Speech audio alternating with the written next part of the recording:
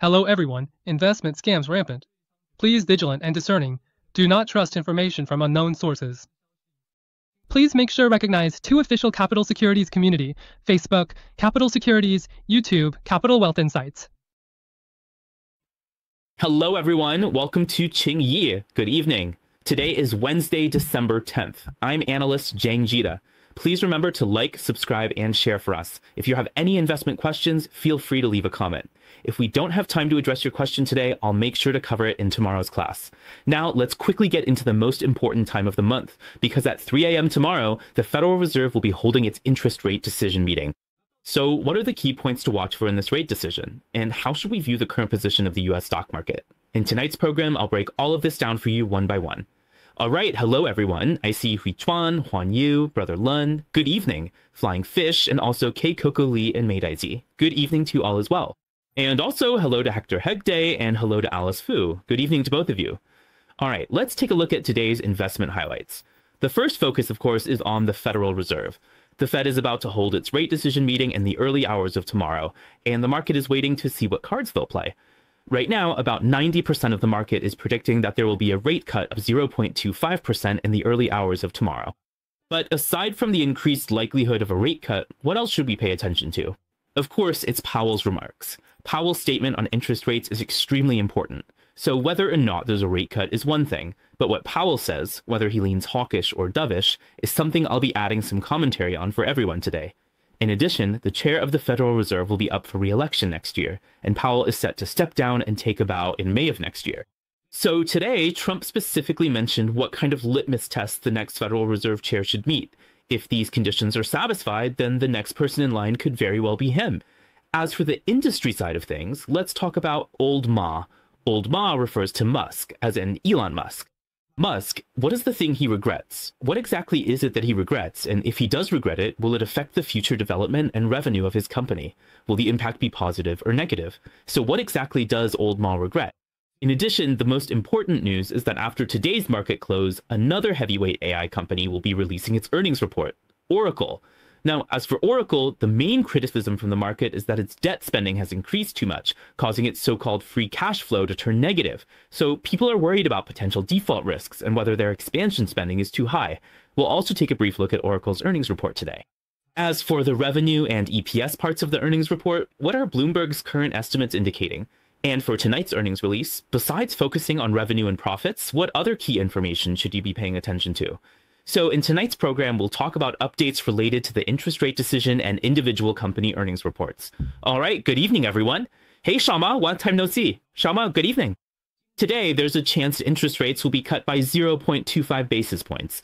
But as the saying goes, if a rate cut is already expected and accepted by the market, when the news comes out, it could just turn into a short-term event. It's a very short-term bullish trigger. So everyone still needs caution. If a rate cut really happens and matches market expectations, there might be a spike at first, but then watch out for profit taking. Short-term selling pressure from people cashing in profits needs special attention. All right, now let's review some of the economic data. Yesterday, there was the US October JOLTS job openings report.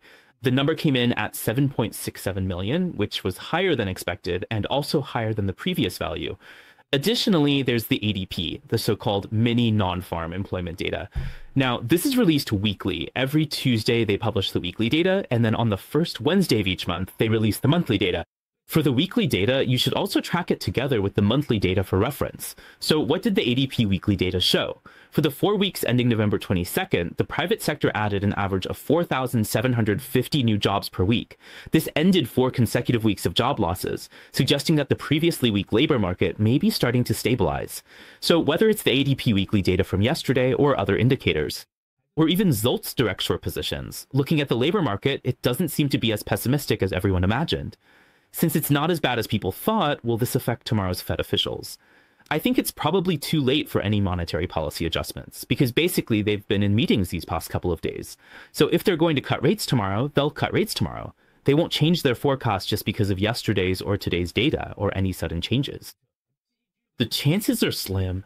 But from this data, I just want to make it clear to everyone that the current labor market is showing signs of cooling down, but the extent of that cooling isn't heading toward the hard landing or economic recession that people are worried about. In fact, this is actually a good thing for the stock market and the economy. Why? Because if things cool down a bit, the market will cool down a bit. And as long as inflation doesn't get out of control, the Federal Reserve will have a stronger position to move toward cutting interest rates. If today the job market cools down too much, turning into a significant recession with a lot of layoffs, then the market will look at it from another perspective and see the economy as heading into a downturn. In that case, bad news for the market really does become bad news. So regarding yesterday's employment data, we can only say that the job market isn't as bad as everyone imagined. That's one way to interpret it. Okay, now moving on to what the officials said. Good evening, everyone. Also, good evening to Amy Lee, and this should be Jeff. Good evening. Okay. All right, let's take a look at the officials' remarks. As for the officials' comments, since we're now entering what's called the blockout period, because the interest rate decision will be announced early tomorrow morning, basically most officials won't be making any statements this week. So who will be speaking? Well, Trump will be speaking. Also, people like Hassett and Bessent will be speaking. These are people who have a chance to become the Fed chair next year. They're speaking out as much as they can. So what is Trump saying? Of course, Trump, with the election in mind, is saying that he might lower tariffs on certain goods or products that have higher prices to try to reduce their costs as much as possible. What he's aiming for is to lower tariffs on some everyday necessities. Previously, there were reporters asking him about this. They asked him about things like coffee, bananas, rice, wheat, and other daily necessities, whether he had considered lowering their prices. You know, a lot of Americans have the habit of drinking black coffee, right? And most of that coffee is imported from Brazil. For Brazilian coffee beans, the US currently imposes a 50% tariff on imports because they haven't negotiated properly. This makes daily necessities and consumer goods expensive. So a reporter asked him if he would be willing to lower them, and Trump was vague. For some products, if prices are too high, he would take action to lower the tariffs. For some products, if the prices are too low, he would consider raising tariffs. Basically, his answers were ambiguous. Overall, at least we know that he's not being completely rigid or taking a one-size-fits-all approach. He's saying he'll make some adjustments. And the main point of these adjustments is to keep inflation from getting too high. As long as inflation doesn't spike, then next year's general election or the Federal Reserve's monetary policy adjustments will be easier to manage. At the very least, it will be easier to control inflation, and if inflation doesn't rise, the Federal Reserve's monetary policy will naturally move toward rate cuts, which gives them a stronger position. He also mentioned that an immediate rate cut is a litmus test for choosing the new Fed chair. So next year, no matter who becomes the Fed chair, the expectation is to cut rates right away. The sooner and the more, the better. So at this point, the top economic advisor with the highest winning record, Hassett, made a statement. Hassett openly said that right now, the entire Federal Reserve still has room to further lower interest rates. But he said if inflation reaches 4%, then rate cuts can't be done. Now, if we look at inflation based on the PCE or core PCE data, currently, whether it's the core value or the non-core value on an annualized basis, they're all roughly between 2.8% and 2.9%, which is still about 1.2 percentage points away from that so-called critical value of 4%. So honestly, there's still quite a gap before reaching the inflation threshold. In other words, as long as the current PCE stays at 2.8% or 2.9%, Hassett is basically telling everyone that next year, as long as this holds, as long as inflation doesn't hit 4%, they'll keep cutting interest rates, just keep lowering them. And finally, he mentioned this, and I think we can just take it at face value. He said that the issue of further rate cuts won't give in to political pressure. This is like saying nothing, because he's standing on the same side and the same camp as Trump. How could he not be influenced by Trump when deciding on rates? Just take the statement for what it is, laugh it off, and move on. Now, according to market statistics, 76% of people think that Hassett should be the next chairman, but over 51%, more than half, believe that he will give in to Trump's influence, while 41% think he will maintain so-called independence. Anyway, regardless of whether Hassett will be elected next year, maybe right now the ones with higher chances are also current board members like Waller, or current board members like Bowman, or former board member Warsh. These candidates are all still pretty popular. Although Hassett currently seems to have the highest odds, no matter who gets elected, I think carrying out Trump's will and stance on rate cuts hasn't changed. Since they all support rate cuts and are moving in that direction, looking ahead to next year, especially with the midterm elections, the US economy and stock market should still be more under bullish control. Just wanted to add that for everyone.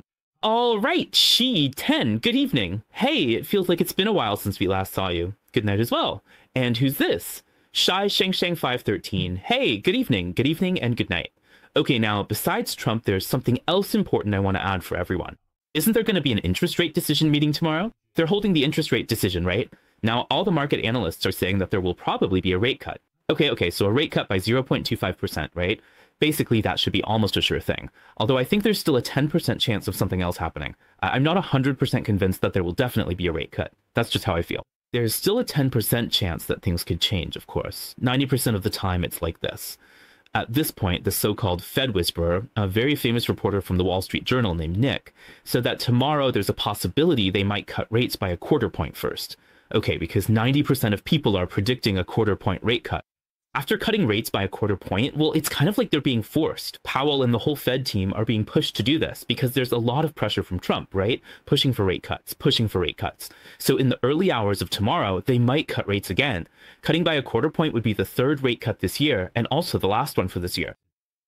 But he also said that Powell might, in the rate statement, indicate that the threshold for further easing next year could be raised because of this. In other words, it won't be as easy as before. They won't just cut rates at the drop of a hat. The bar for rate cuts might be set higher. As for exactly how high that threshold will be, or what the criteria are, we'll have to wait until Powell's speech in the early hours of tomorrow to find out. So the overall picture is that everyone pretty much knows there's a high chance of a rate cut, but Powell might bring up some more hawkish arguments to balance things out in his remarks, so this becomes very important. It's possible that because of Powell's hawkish statements, the originally exciting and positive news about a rate cut could end up being suppressed. So, as I've been telling everyone, we still need to manage our risks well and pay attention to them. Even though a rate cut is good for the economy and the stock market, if Powell's comments lean a bit more hawkish in his statements, it could easily turn into a situation where the index... Because when the market opens higher and surges on the positive news of a rate cut, some people will start selling stocks. Why? Because Powell's comments might be reported as relatively hawkish. In this kind of situation, the index tends to fluctuate more dramatically, and it's easy for the market to open high but close lower. So everyone should pay close attention to what Powell actually says in the end and what the situation is like. Now, among the 12 voting members in the annual voting, there's the chair, the vice chair, plus 5 governors, which makes 7, right? Okay, then there's also the permanent voting member from the New York Fed, Williams. In addition, there are 4 regional Fed presidents with voting rights, and these rotate among the different districts. Looking at the overall situation now, as for the chair, we don't really need to focus on Chair Powell. He's basically neutral. He tends to maintain a centrist stance. He doesn't lean too much in either direction. He just plays the role of the chair, you know? The vice chair is also relatively neutral. Now, regarding the governors, people like Waller, Bowman, and the new governor Milan are all more dovish. They support significant rate cuts. And what about Williams? He's more neutral, but his recent comments have leaned a bit dovish. Now, as for the hawkish members, among those with voting rights, there's Schmin and Muslim, who both support keeping rates unchanged. So out of the 12 voting members, there are currently about 5. These are the ones supporting keeping the rate unchanged. The other 7 are either neutral or leaning dovish. So looking at today's vote, I can only say that if out of the 12, 5 don't vote, while 5 support keeping the rate unchanged, then at least it's 5 to 7. 5 to 7, so at least that's still the majority, or at least it still supports a neutral rate cut. So the probability of a rate cut is high, but you need to pay attention to the fact that the chance of a hawkish rate cut is higher. A hawkish rate cut is what I just mentioned. They will cut rates, but the threshold for further easing next year will be higher. They might say, for example, that inflation still needs to be monitored and is currently at a high level. And as for the current job market, it seems like, well, it is cooling down, but it's not as bad as people imagined. There are a lot of factors like that. Also, besides the possibility of a rate cut happening tomorrow, don't forget that starting from December 1st this year, from December 1st, QT, quantitative tightening, has begun. Quantitative tightening, or QT, has already ended. So the end of QT is actually a move toward a more accommodative monetary policy, because we have both QE and QT. They're two sides of the same coin. QE is quantitative easing, while QT is tightening, which means reducing the balance sheet. But on December 1st, they announced that the balance sheet reduction would stop, and they won't be doing it anymore. So since the reduction has ended, in a way, it's still a positive for monetary policy easing. Just so everyone knows, starting from December 1st, this month, December, they've already stopped QT. QT, by the way, that's the T in Taiwan, just to clarify. We'll also add some information about how this relates to the Federal Reserve's interest rates for everyone. All right, Dowco's in the fresh food delivery business. Good evening, and also Yi Jolin E990. Good evening, good night. Now, regarding the 10-year government bond yield, people are concerned about whether this will be a hawkish rate cut. So the 10-year government bond yield has reached 4.18, and the terminal rate is at 3.65. The number of rate cuts is holding at about 0.9 times. As for the US dollar index, Trump wants rate cuts. The more rate cuts there are, it will typically have a suppressive effect on the US dollar. The US dollar index is around the 200-day moving average, the 50-day moving average, showing weak, choppy consolidation. The current pattern hasn't changed either. Today, it dipped slightly by 0.12%. As for geopolitical risks, let me briefly mention this. Japan and China have been at odds lately, right? For example, around the Diaoyu Islands, Chinese Coast Guard ships have been circling the islands for 24 consecutive days. It's odd. What are they circling for? And for 24 days straight? Also, a couple of days ago, I mentioned that Chinese J-15 fighter jets targeted Japanese F-15s and even locked onto them with fire control radar. So things have been pretty heated. So China and Japan are still at a standoff right now. At this point, according to Yomiuri Shimbun, besides China banning the import of Japanese seafood, what are people paying attention to lately? Recently, there's been focus on whether China will use the same tactics it used against the US in the trade war, specifically imposing export controls on rare earths. And who would these controls target? Japan. This could really hit Japan where it hurts, because a lot of Japan's high-tech products, or let's say rare earths, these materials are essential for many high-tech products, electronic devices, things like swimming pool equipment, wind power generation, batteries, and even defense technology. Even missiles require rare earths, so when it comes to strategic materials, rare earths are extremely, extremely important. So will China use the same approach to restrict exports to Japan and then demand an apology or something like that? We'll have to wait and see, but it's definitely possible. In addition, several Japanese officials have said that China is delaying export approvals for Japanese companies. Basically, you can imagine that going forward, China will do a lot of things to put pressure on Japan. Of course, everyone might wonder whether this pressure on Japan will have a big impact on the international stock markets. It really won't, so there's no need to worry. Just treat it as a news story. China and Japan bickering, making a lot of noise, tensions running high. It won't affect the US stock market, nor will it affect the Taiwan stock market. As for the mainland and Hong Kong stock markets, they're each moving in their own direction, continuing to develop separately, unless something really major happens. Unless the whole geopolitical tension really escalates to a certain level, to a very, very high degree, then maybe the Japanese and Chinese stock markets would be affected. But for now, everything seems fine. Right now, the main factor affecting the Japanese stock market is the possibility that Japan might raise interest rates next week. If they do, that could be a negative for Japanese stocks, because higher rates mean higher costs, so interest rate hikes tend to put pressure on Japanese stocks. As for the whole China-Japan seafood or rare earths issue, it's not a big deal at the moment, so just take it in stride. All right, Jiang Liping, good evening, thank you. Now, regarding Ukraine, Zelensky, it's basically just a never-ending drama with him. Every day, there's just a little update here and there. From the original 28-point peace proposal put forward by the US, now it's been cut down to 19 points, then back up to 20 points, just constantly changing. As for Zelensky, of course, he refuses to cede any territory. He just flat out refuses, and that's that. If he refuses, then he refuses. So what's being said now? Today, he said again that if the US and European allies are willing to provide support, whether it's in terms of strategy, military readiness, or various bills or peace agreements, if the US and European allies are willing to support him, then he's willing to hold a presidential re-election within the next 60 to 90 days. A re-election? But do you really think Europe would accept that? Europe won't accept it at all. Europe never really intended to support him. It's all just talk. You know how these countries like the US and those in Europe are. If you've been watching the whole process of the war in Ukraine over the past 3 years, you can see that Europe keeps saying, we want to support Ukraine, we want to support Ukraine, we want to support their military, we want to provide military aid. But that's just what they say. What are they actually doing in practice? A lot of them haven't actually done what they said, or maybe they'll say, I'm willing to support Ukraine with $20 billion. But in the end, after all the talk, maybe only $5 billion actually gets allocated. They say they want to help Ukraine with weapons or sell weapons to Ukraine, but as soon as the US says no or doesn't approve, then it's not allowed. They can't just sell weapons to Ukraine. If you want to sell weapons, you probably have to buy them from Europe or the US first. So you buy weapons from Europe and the US, and then those weapons can be sent to Ukraine. That's how it works. So who makes the money? The US makes the money. The US profits from arms sales. In other words, if Europe wants to support Ukraine, okay, but these European countries are either unwilling or too afraid to give weapons directly to Ukraine.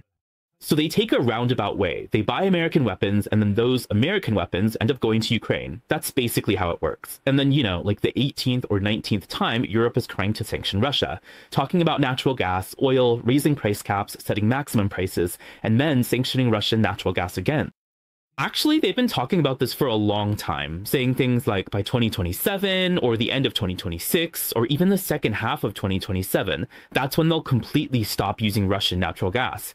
But if you think about it, it's obvious. If you really wait until 2027 and it's only 2025 now, well, by the time 2027 comes around, that's almost 2 years from now. 2 years later, do you really think Ukraine and Russia will still be fighting? If things blow up, the fighting will be over. And if the fighting is over, then what's the point of imposing sanctions in 2027? It doesn't make any sense.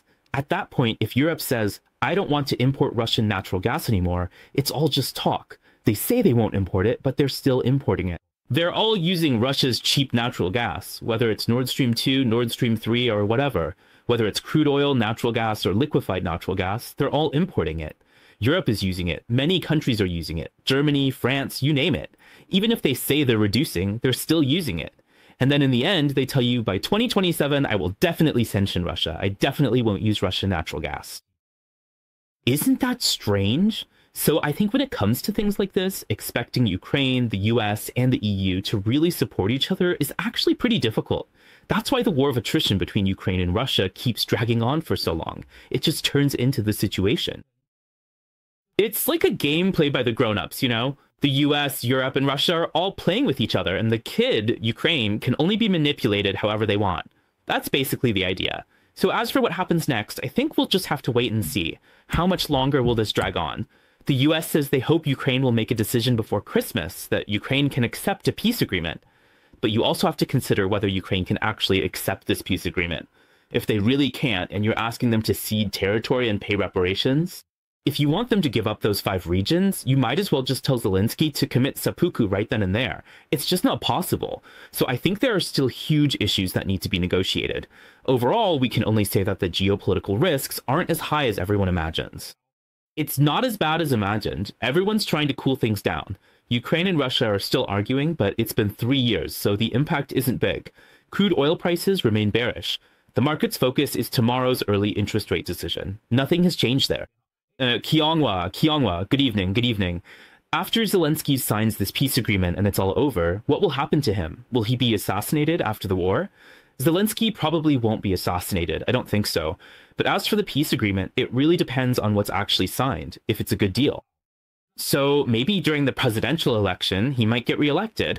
Or maybe if the agreement isn't good, then if they really have to go through with it, and if he really does what he said, hold a new election in 60 to 90 days, then he'll probably just be replaced. It's possible he'll be replaced by someone else.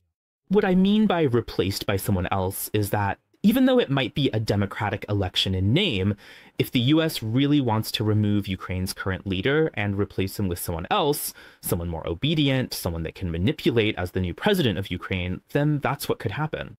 Then they would definitely intervene in the election. So while it might be called a democratic vote in name, in reality, there could be backroom dealings. It could end up with Zelensky losing, unable to get reelected, and things might turn out that way. Anyway, let's just wait and see what happens over there. Overall, it doesn't really have much impact on the stock market. We can only say, as harsh as it sounds, that it doesn't affect the stock market. For the stock market, we can only treat this as a case study. It's a good case study, right? As for the earnings report, I'll update everyone in a bit about Oracle's earnings, what the revenue and profit figures look like on the Bloomberg system charts. Okay, now let's move on to, hey Sean, good evening. Now let's take a look at another topic, Elon Musk's situation. Musk, right now the market is still buzzing about this. From the day before yesterday to yesterday and even today, there have been rumors that his company SpaceX, the space launch company, is planning an IPO, planning to go public. Earlier, people were talking about a $400 billion valuation, and then yesterday the rumor was it shot up to $800 billion. But apparently that's not what Bloomberg reported, and Musk himself denied it, saying, I have no plans for an IPO. I never said that. He also didn't comment on whether $800 billion is a good number or not. But today, Bloomberg gave a more specific number, somewhere between $400 and $800 billion. So what number are they talking about? They're saying that right now, SpaceX's valuation has reached $1.5 trillion. Not $800 billion, but doubled again to $1.5 trillion. So with this valuation, they're planning to go for an IPO and raise $30 billion US. Now, Cathie Wood, yes, Wood's sister Cathie Wood, said that for SpaceX by 2030, in 5 years, its valuation might not just be $2.5 trillion, but actually $2.5 trillion. Anyway, that's what she's saying. Everyone keeps hyping it up, of course, because he has his own niche for development. He's really impressive. There are a lot of risks with these space shuttles. Even NASA, when launching into space, has to rely on SpaceX, so it's basically a monopoly. Their technology, patents, and capabilities are extremely strong. All we can say is Musk is truly something else. He really is a genius, truly a business genius and a leader. No wonder he can be the richest person in the world. Right now, his net worth is over $400 billion US. He's world famous, number one, with $400 billion US. If we consider fluctuations in stock price, take an average of $400 billion US, a net worth of $400 billion US, which is about 12 trillion new Taiwan dollars. Now, as for SpaceX, its growth in people and revenue is evident. So this thing, if SpaceX really does go public at 400 billion, 800 billion, or 1.5 trillion, Musk's net worth would definitely double again, you know? Right now, I saw a news report yesterday saying that the market estimates, based on the fact that Musk holds about 42% of SpaceX shares in his hands, holding over 40% is really quite a lot. If SpaceX goes public and its IPO valuation reaches 1.5 trillion, then just from this IPO alone, Musk's net worth would increase by $600 billion, going from the original 400 billion to 1 trillion. Once you add that up, it's $1 trillion. $1 trillion converted to new Taiwan dollars is 30 trillion NT dollars. So it's really, really staggering. And we're talking about $1 trillion US dollars, not $1 trillion NT dollars. $1 trillion US dollars is truly terrifying. So if this IPO really happens, of course, Musk would have even more funds to develop all sorts of things like electric vehicles with Tesla, or then there are robots, AI, and other things. He'd have even more money for all that. Anyway, we'll just have to keep watching as things unfold. So for him, money won't be much of a problem in the future. Another major point is something Musk has gone back on. I think it's actually good that Musk publicly admitted today he changed his mind about this. He changed his mind because he said that if he could do it all over again, he wouldn't lead a government department focused on efficiency reforms. He wouldn't do it because he thinks that kind of department just stirs up a lot of controversy. In the end, there might only be a tiny bit of success, maybe reducing spending by about $200 billion. He said it himself, it's not really that much. But when he was leading that reform department, he realized that some members of the public were against it, or there was opposition within the government. Some people just didn't support him. There were even incidents like people setting fire to Tesla cars or Tesla stores, just causing a lot of trouble. Yeah, it was just really chaotic, really messy, so that's what he thought. The public opposed him leading the reform department because they wanted to stop the government from continuing to be corrupt. So he started to feel disheartened, his enthusiasm cooled, and he thought, well, you people, I'm trying to cut spending, but you all keep opposing me. It seems like you actually support the government continuing its corruption. Fine, then I'll just throw out my hands and stop putting my energy into government affairs. Instead, I'll focus on my main business, on Tesla, on SpaceX, on FSD. I'll put my energy into my robotics, into my Optimus robot, and all those kinds of things. So I actually think this is a good thing. Now he realizes that politics really isn't for everyone. Even someone like Terry Gou, the founder of Foxconn, liked to get involved in politics, but after dabbling in it for a while, he ended up retiring. Take Liu Yong, for example. After he retired, you never heard him say he wanted to run for president a third time or try to seize power again. No, he just retired peacefully, and now he's got so much money he can't even count it all. He can just focus on the investments he wants to make, and that's enough. So business people should stick to business. Can business people get involved in politics? Well, some have succeeded, like Trump. Trump is really impressive. He's a top businessman, started out in real estate and did really well. So why did he switch over and become president? He did a really impressive job. But take Elon Musk. He's the #1 businessman, the richest person in the world. But is he suited for politics? I think given his personality, maybe he's not cut out for politics. But when it comes to business, he's truly outstanding, really amazing. So Musk has that self-awareness, and I think that's great. Staying out of politics is definitely the wiser choice. If he keeps that mindset and doesn't get involved in politics, he won't have any regrets about it in the future. In other words, it's possible that in the future he'll be even more dedicated to developing his main business or side ventures. That means putting in even more effort. Of course, whose stock price will go up? Tesla stock price still has a chance to keep climbing higher. So yesterday, Tesla went up by 1.27%. Now, as for the short-term blue dash line, if this short-term resistance point gets broken through, there's a chance for a breakout. And then the monthly moving average might start trending upward again. So in the short term, just remember, when it hits this resistance, sell once. But if it consolidates for a bit and then breaks out again, if the monthly moving average keeps trending upward and shifts from consolidation to a bullish trend, then there's a good chance it could set a new high for this cycle. You can keep an eye on Tesla for this. I'll also update everyone on any new developments with Elon Musk, as well as related news about SpaceX's IPO. Yeah, that's right. There's nothing wrong with that at all. Just focus on working on Tesla. And as for Ukraine, it's the one being invaded, so why should it have to give up territory for peace? Yeah, but sometimes the situation is just bigger than any one person. Ukraine is definitely being invaded. Everyone in the world knows that. Ukraine was invaded by Russia for no good reason, just because Russia felt threatened on all sides. They saw Ukraine wanting to join NATO and align with the EU. So for Russia, having a neighbor like that made them feel, wow, this is unbearable. I can't take it. So what do? They attacked Ukraine and took its territory. Let's get back to the point. Russia claims that in several regions, like Luhansk, Kherson, and so on, some of these provinces supposedly held referendums supporting breaking away from Ukraine to join Russia. So Russia uses this as an argument, saying that since these provinces clearly want to join Russia, they have every reason to take them over. Alright, so Russia has its own stance on this. As for Ukraine, well, they just have to accept it for now, because in this war, they simply can't beat Russia. So in the end, will it really come down to giving up territory in exchange for peace? It seems like that's how things are going. As for how much territory will be ceded, well, that depends on how the peace negotiations go. So I just feel it's really helpless, really helpless.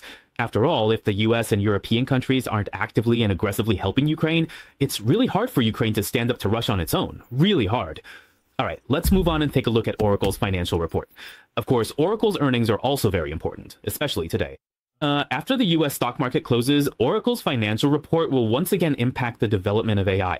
It'll affect AI's capital expenditures, AI's debt spending, and whether AI's future revenue and profits are in a bubble. Oracle will become another very important indicator company for the third quarter's earnings, especially as one of the last key reports. Alright, so what is everyone looking at in the financial report? Oracle, in fact, issued an $18 billion corporate bond this September with a maturity date all the way in 2065, which is more than 30 years from now. This is the largest development project in the tech industry in terms of scale.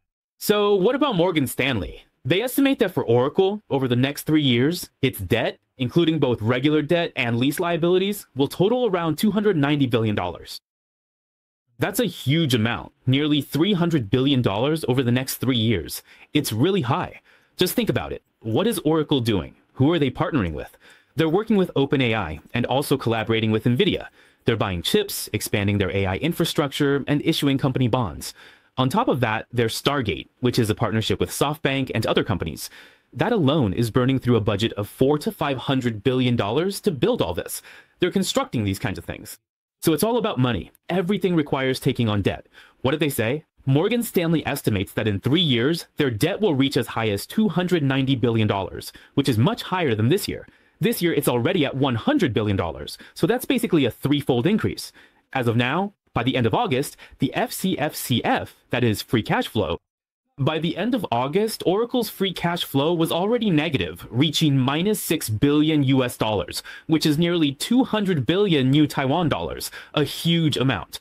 This means that right now, their cash outflow is greater than their cash inflow. So basically, to put it simply, it's the concept of spending more than you earn, spending more than you bring in. For example, I invest 200 billion, but I don't have any money in my pocket. That's the idea. I take on 200 billion in debt for investments, but my pocket is empty. There's no money.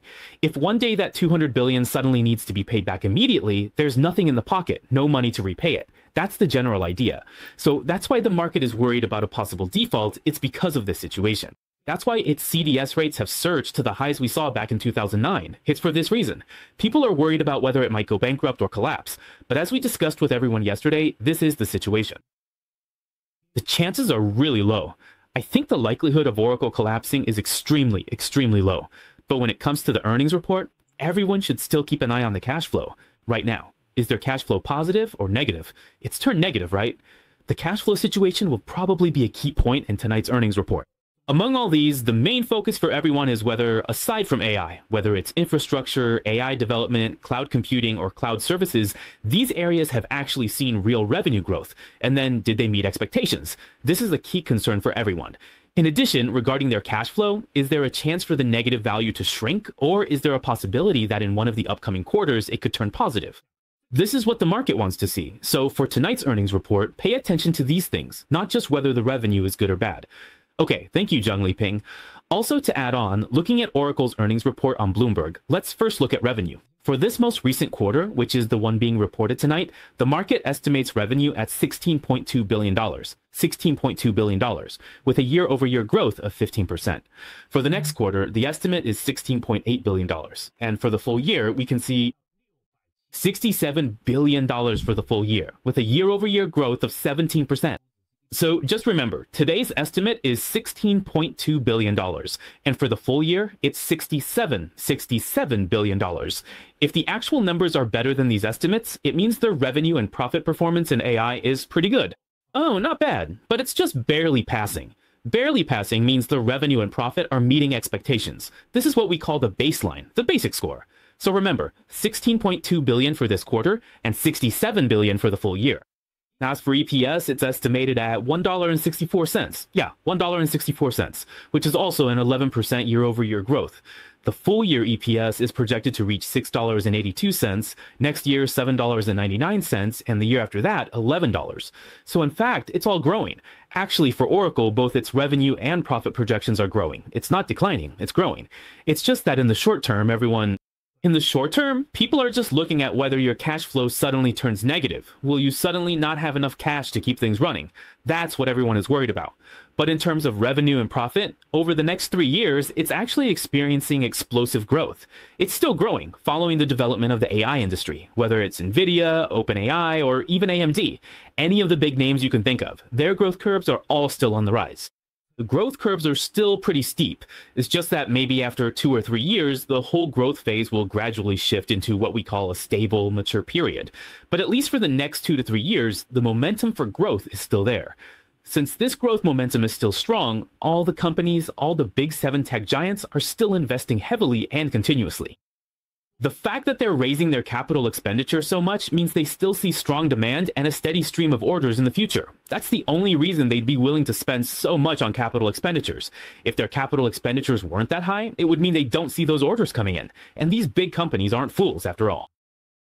They do all this financial planning. They're not idiots, and they're definitely not fools. That's why whether you look at NVIDIA, Microsoft, Google, Meta, or Amazon, all of them keep raising their capital expenditures. $70 billion, $80 billion, $90 billion, always increasing. Why? Because right now, market demand is far, far greater than supply. So they have to keep investing in order to support such massive market demand.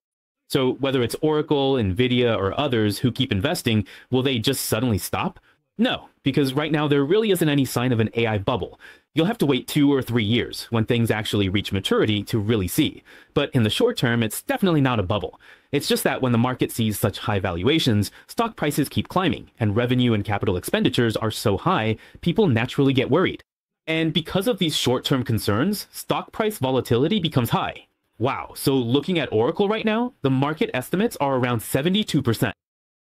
Most companies or analysts are still bullish. The average 12-month target price is as high as $342. That's extremely high, $342, while its recent stock price is only $221. If you see $342 in 12 months, wow, that means there's still almost a 50% upside potential. But will it really go up that much in 12 months? I don't think that's certain because there are too many variables. It's hard for anyone to say what will happen in the next 12 months. So let's just focus on tonight's earnings report for now. At least for the earnings part. Remember what I just mentioned. Revenue is $16.2 billion.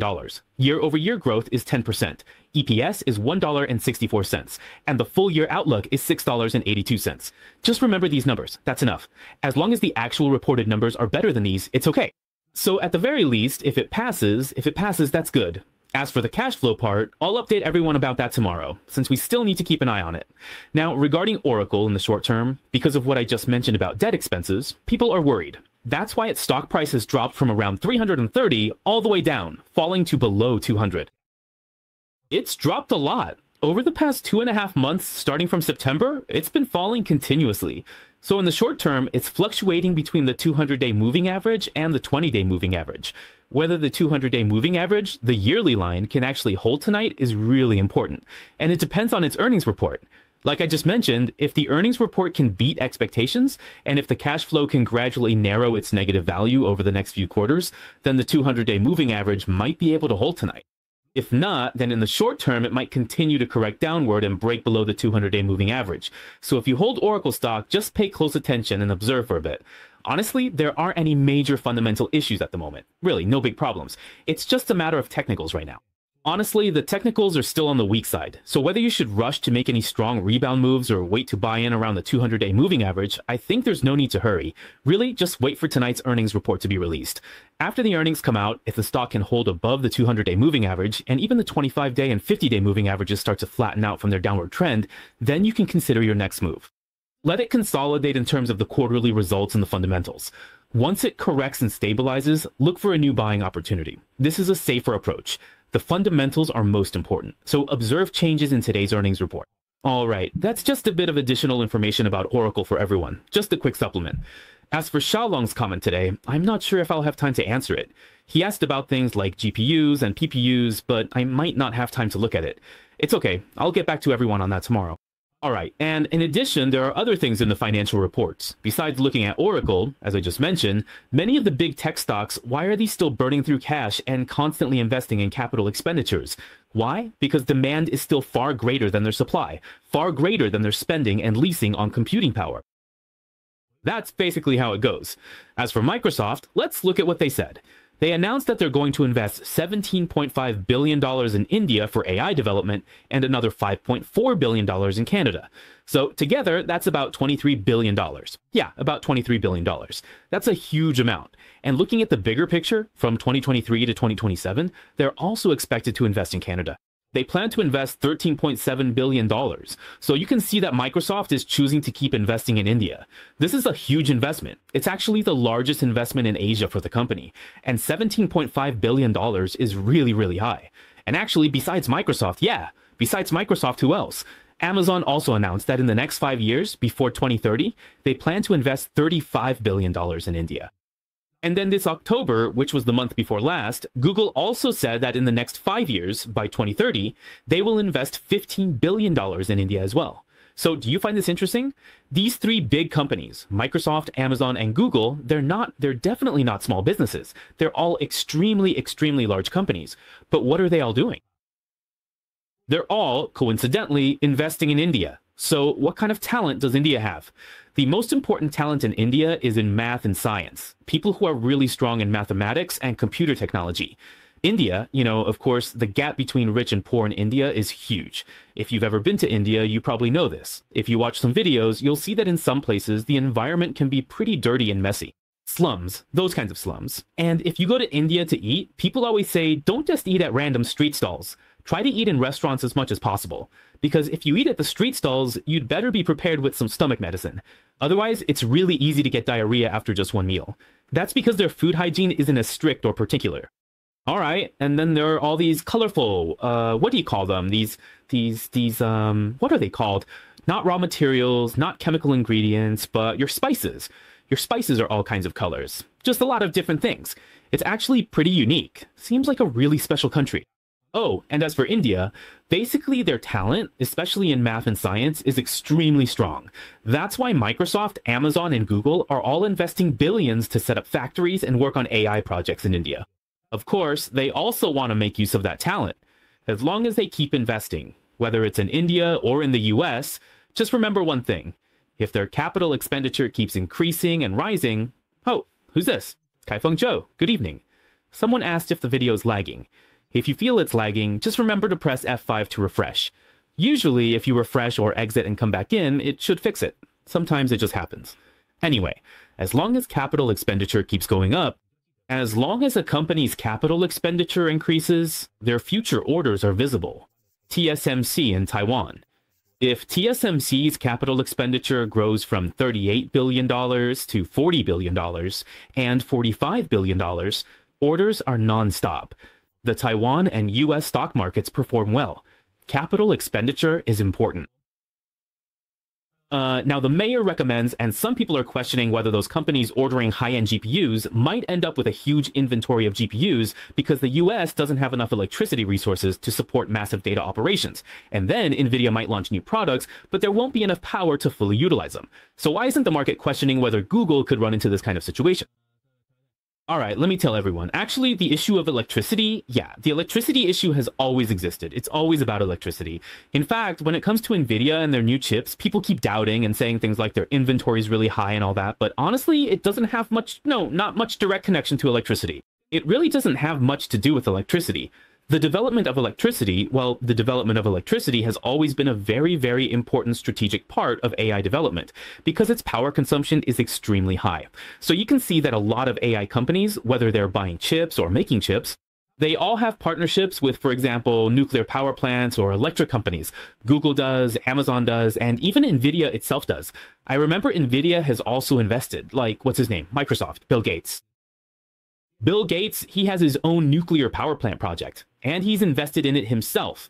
NVIDIA has also invested together with him. I remember there's a joint investment and collaboration with Microsoft and Bill Gates. Besides NVIDIA, actually a lot of companies are investing in nuclear power plants, like Meta, Zuckerberg, they're all involved too. So in the future, electricity and AI will all be interconnected, that's for sure. So whether or not NVIDIA's GPUs are in stock or not has absolutely nothing to do with this. It's not related at all. As for Google, the reason Google has been doing so well recently isn't because of GPUs. Google is strong because of its TPU. Their TPU is specifically designed for AI training and development, and it's been developing quite well. GMS3 is also doing pretty well and has received great reviews. So people are wondering if Google's TPU will. Now, there are rumors that Meta also wants to order Google's TPUs to replace some of NVIDIA's chips. So people are thinking, wow, is Google going to use some of its chips to compete with NVIDIA's GPU chips?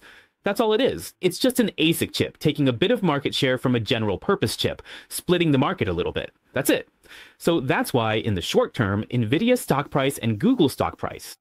That's why the trends are so different. It's just because of this, and it has nothing to do with inventory at all. Just take a look. This thing still has a long way to go. There are still bridges to cross, still a lot of comparisons to be made. It won't happen that quickly.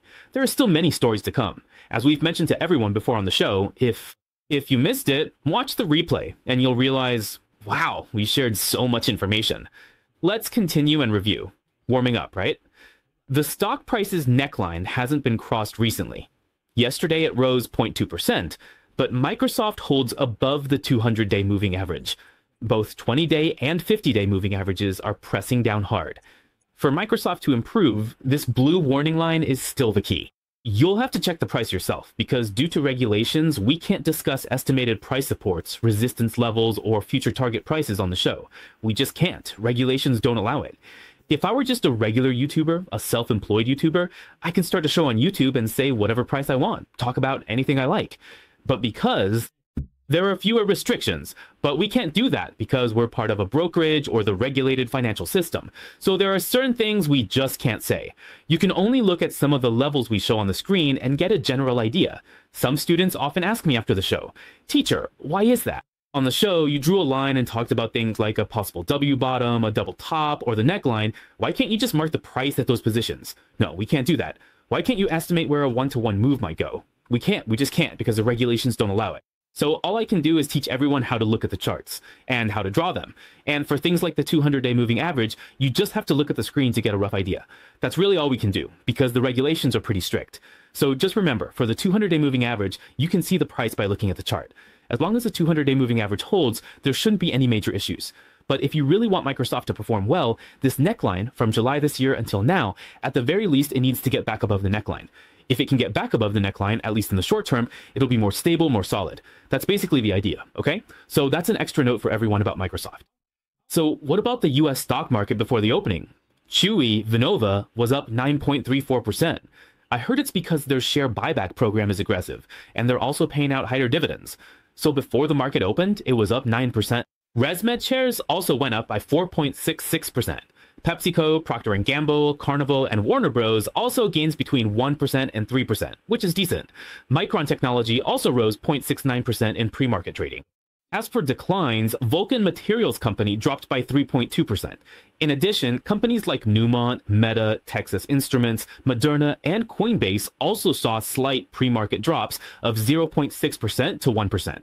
Honestly, that's not much. The whole market's focus is now on tomorrow's early morning interest rate decision. And then, all right, so what do I personally think about the interest rate decision? If you just joined our live stream, remember that earlier we spent quite a bit of time at the beginning explaining what you need to pay attention to during the interest rate decision. At 3 a.m. tomorrow, you need to watch out for the high probability that they might cut rates. But you also need to see whether Powell's interest rate statement is more hawkish, neutral, or dovish. If Powell's statement is dovish, then of course everyone will be excited. Rate cuts and a dovish stance mean there probably won't be any issues with continuing to cut rates next year. At that point, the stock market might continue its upward momentum, but if there is a rate cut, yet his remarks are more neutral or even somewhat hawkish, then that could dampen the momentum for a further rally. Maybe it'll be easy to open high and close low. I'm talking about the very short term here. But as for next year's market, the overall structure and monetary policy are still leaning toward rate cuts. So in the long run, at least for next year, I think the market will likely continue its trend. It's just that tonight we should keep an eye on things. A lot of volatility is expected, and it could move pretty quickly. As for the Dow Jones Index, it dipped slightly by 0.38% yesterday, but it's still holding above the monthly moving average. Whether it can truly stay above the monthly line today depends on what Powell says. There will be volatility. As for position management, everyone should tighten up. Now, regarding the S&P index, it dipped slightly by 0.04% yesterday. A new high signals selling. It tells you to sell. Sell a portion, take some profits. Then, if the market pulls back, if by chance Powell's speech turns out to be a bit on the bearish side, at least you already sold a portion before the stock market reacts to his comments. You've already pocketed some gains, and the money you actually put in your pocket is the only real profit. The rest is just on paper. You see those ups and downs? They're just illusions. Only what you put in your pocket is real. So honestly, if you take some profits and sell off a third or two-thirds of your position first, then wait for Powell's speech at 3 a.m., let's say he's dovish and the market goes up again.